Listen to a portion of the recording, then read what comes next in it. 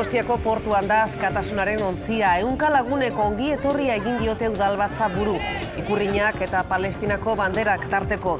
Hirugarrenez saiatuko dira Israelek Gazan ezarrita duen blokeoa apurtzen. Arratsaldeon, ongi etorri, orain 2 urte Israelgo armada gogor eraso zion ontzi horri eta 9 tripulatzaile hil zituen. Abuztuko azken igande honetan, ezinbestekoa dugu errepidei ere begiratzea. Ia 30.000 auto igaroko dira Biriatuko pasabidetik. Atzoko auto-ilarari gabe, une honetan autoen joan etorria mardula da, baina arazori gabea.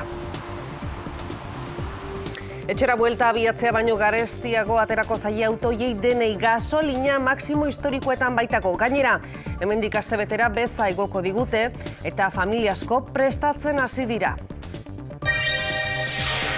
Erosketa handiak aurreratuta, auto edota etxetresna elektrikoen salmenta asko areagotu da azken asteetan. Baina kontsumitzaile elkartek soilik beharrezkoa dena erostea aholkatzen dute.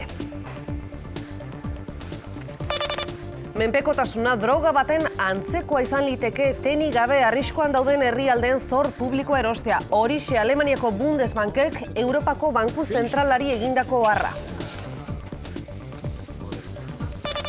Floridara bidean da Isaac ekaitz tropikala Haitin 4 lagun hil eta Kuba zeharkatu ostean.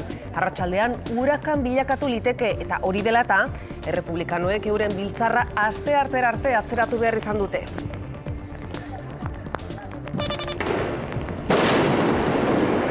Hirurehun herritar gehienak zibilak hil ditu Siriako armadak Daraia hiriaren kontrako erasoan. Orain arteko basakriarik handiena izango litzateke.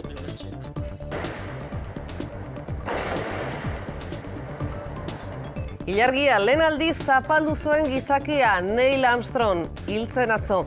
82 urterekin zendu da, bihotzeko ebakuntza bat korapilatu ostean. Bere balentria eta orduan esandako esaldi hura pauso txiki bat da gizakiarentzat, baina jauzi handi bat gizateriarentzat ez dira inoiz ahaztuko. Eta kiroletan Realak estreinako garaipena eskuratu zuen atzo, Zeltari 2-1 irabazita. Zelta aurreratu zen markagailuan, baina Imanol Agirretxeren 2 golei esker Realak markagailua irauli zuen. Gaur, Osasunaren txanda izango da. Gorritxoek Bartzelona hartuko dute etxean. Atletikek berriz bihar jokatuko du Atletico Madrilen aurka. Bielsak ostegunean Helsinki astindu zuen 11koaren aldeko apustu egingo du ligako lehen garaipena eskuratzeko.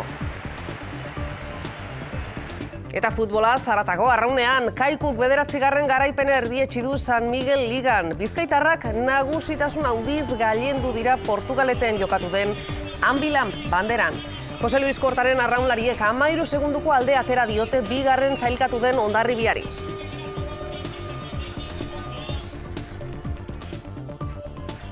Gaur egun, abian da.